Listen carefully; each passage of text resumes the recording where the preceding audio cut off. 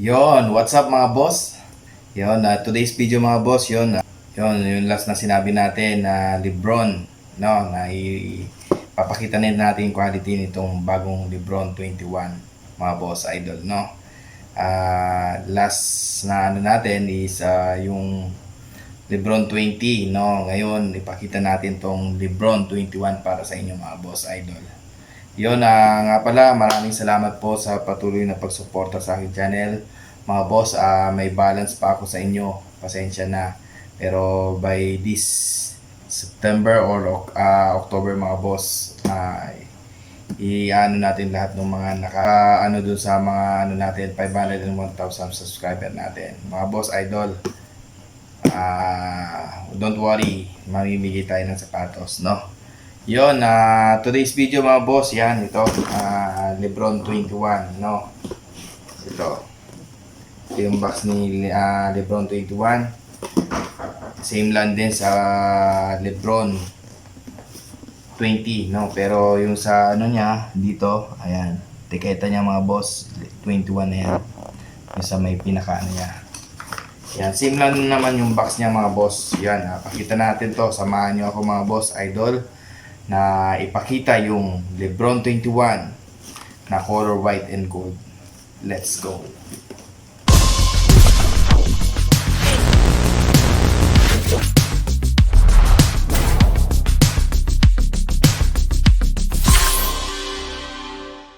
So ayan na mga boss, buksan na natin to, wag na natin patagayin. Alam ko lahat sa inyo excited na makita tong quality nitong Lebron 21. Then yung appearance niya, yung materials na ginamit, no?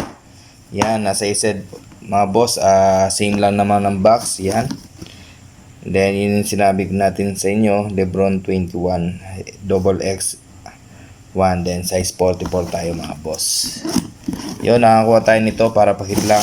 Pala mga boss, yung price nitong Lebron 21, nasa around 2,000 pa to mga boss. Mahal pa talaga kasama yung shipping fee, kaya hindi muna tayo kumuha ng madami nito kasi medyo pricey pa. Baka sa ibang seller nito mga boss aabot to ng 2,500 or 2,800 pa.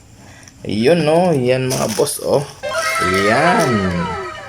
nakita lang natin mga boss, first time natin i-review tong Lebron 21 na color white and gold.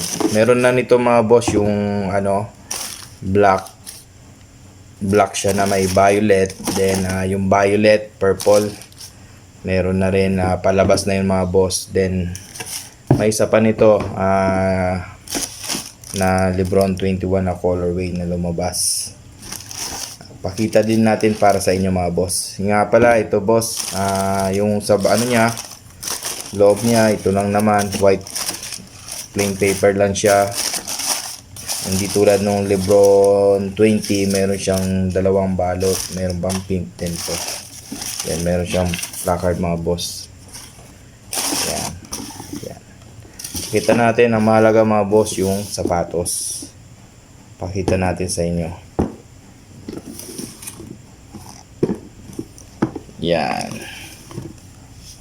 Yan mga boss, ito yung Lebron 21 na white gold. Tingnan nyo yung appearance mga boss. Sa mga gusto ng white and gold, ito yung bagay sa inyo mga boss. Kung sino yung mga gusto lang ng plain white landed with the combination ng gold. Ganda rin ng combination niya, yung appearance niya mga boss. Kita na natin, isa-isa na natin mga boss.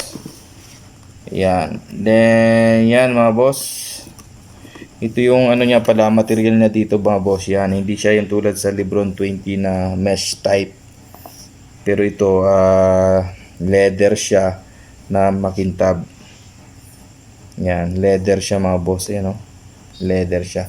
Alam ko yung purple nito parang yung suede siya yung material niya. Ito yung material mga boss. Yun yung material niya. Alam niyo yung mga dati pang mga sapatos, ito lang yung pinanan dito. Then also meron siya mga dot for breathable purposes mga boss.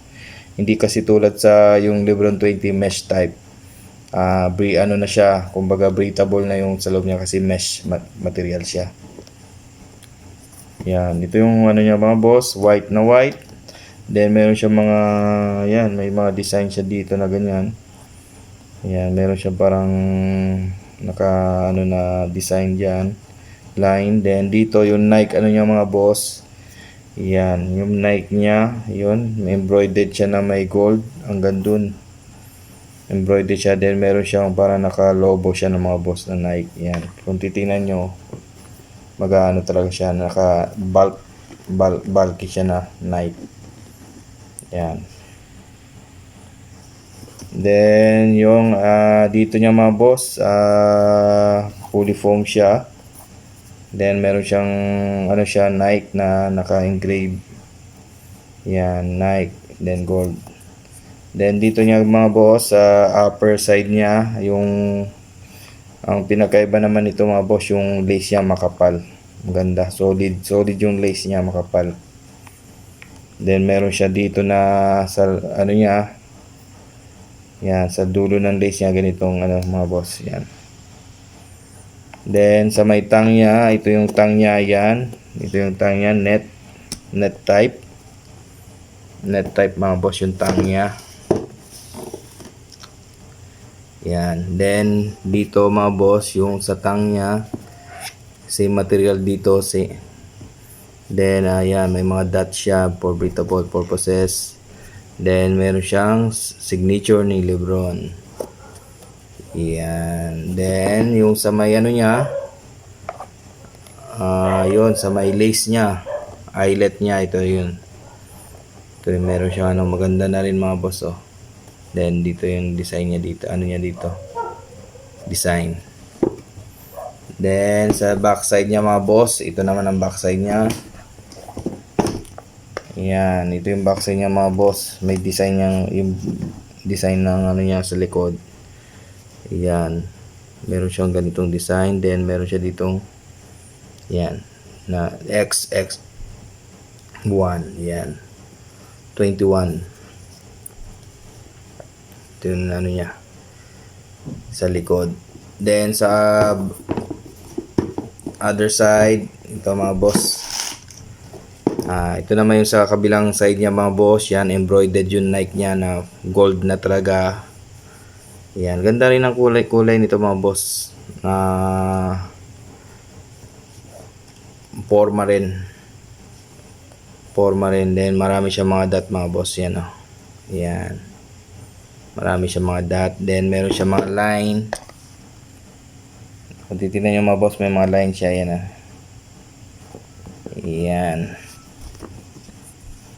parang kay Luka na mga line, ganyan, Luka 1, yan. Then yan, air zoom siya mga boss, yung ano natin, midsole, air zoom. Yan, fully foam yan mga boss, yan. Yan, fully foam siya. Yan. Then sa may ano niya mga boss, meron siyang design pala dito sa back, yan. Ayan, may ganun siya. Then makapal yung ano niya mga boss, yan, sa ankle niya.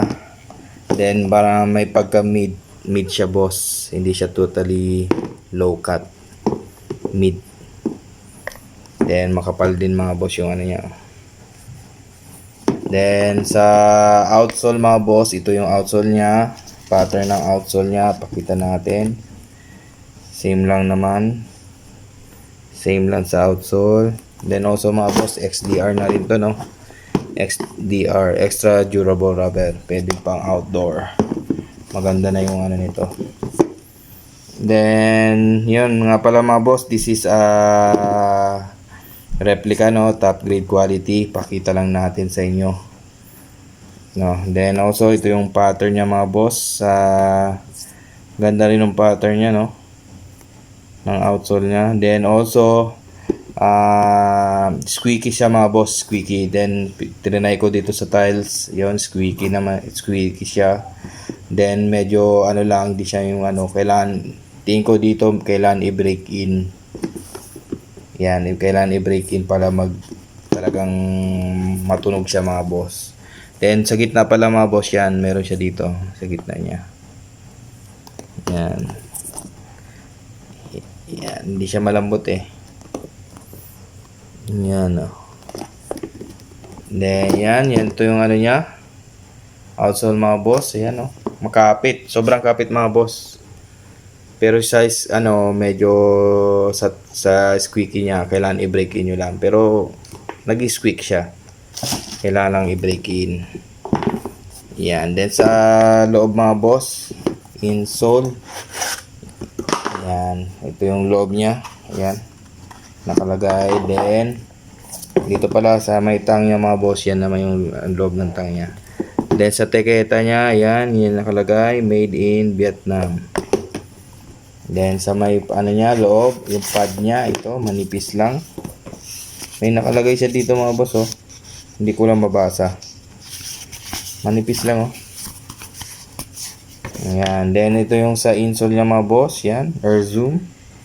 Hindi makikita natin because yung niya sa loob, yung engineering technology niya nandiyan sa loob, yung pinaka air zoom niya. Yan, tingnan yung mga stick chest mga boss. Yan, parang yung sa Lebron 20 rin. Ito yung loob niya mga boss. Yan, naka na rin yan oh, tahi yung dito niya. Yan, then stitches niya ba mga boss sa hanggang dun. Based naman sa nito mga boss, sa fittings, true to size siya. Pwede sa wide fit, true to size siya, no? Ganda na rin nito, no? Sa weight mga boss, ang gaan, napakagaan nito. Ito yung sinuot niya nung during kasama niya anak niya, nagpa-practice sila. Yan, ito yung suot niya.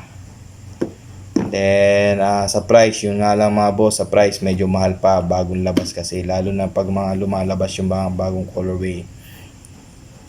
Pero yung mga Lebron 20 mababa na mga boss, kahit anong colorway sa Lebron 20. Pero itong Lebron 21, lalo na yung mga purple.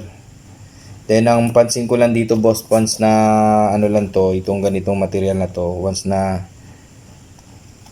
yung yung pag nasagi or maapakan, ito yung ganito yung material eh. Pagka merong ganitong sapatos na nung mga sinauna pa, yung ganitong material na to, pag nagasgasan, kitang-kita na. Yan na lang ang problema nito. Tulad nito mga boss, parang meron nang gasgas eh. May nakita na ako dito eh.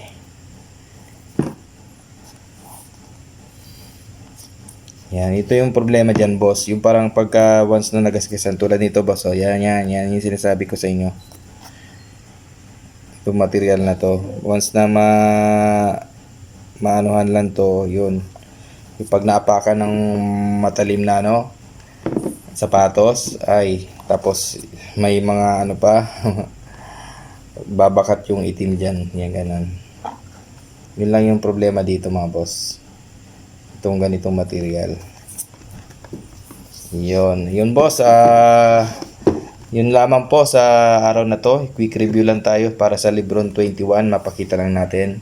Then try natin mga boss ilaro to sa court. Medyo nag-uulan lang talaga dito, hindi ako makapaglaro. Yun, pakita natin yung kung maganda yung nito. Pero yung base sa cushioning niya, medyo matigas boss. Hindi ako sa yung niya dito. Comment kayo mga boss kung may nakatry na sa inyo na ganito, pero may natitigasan ba ako sa cushioning niya. Pero sa traction yun, makapit naman boss, makapit. Then squeaky din, kailangan lang i-break in mga boss idol. Yun, yun lamang po sa araw na to mga boss idol, and hope natulungan ko po kayo. Yan, bagong nito, sapatos Lebron 20. Then also boss, yung Zion 3, yun, hindi kayo magsisisi mga boss. Napaka squeaky, ang gaan, at saka talaga napaka komportable. Then ito i-try natin sa court kung okay mga boss. Yun lang talaga, yun yung iniisip ko, once na maapakan talaga to, gagasgas talaga, babakat yung itim. Yun, yun lamang po sa araw na to mga boss, and hope Sa mga hindi pa po nakasubscribe sa akin channel, please subscribe po kung nanaisin po natin. Then paki-like and share na rin po para sa mga more videos pa, more quality review shoes para papakita pa natin para sa inyo. Yon, maraming salamat mga boss. Bye-bye. LeBron 21.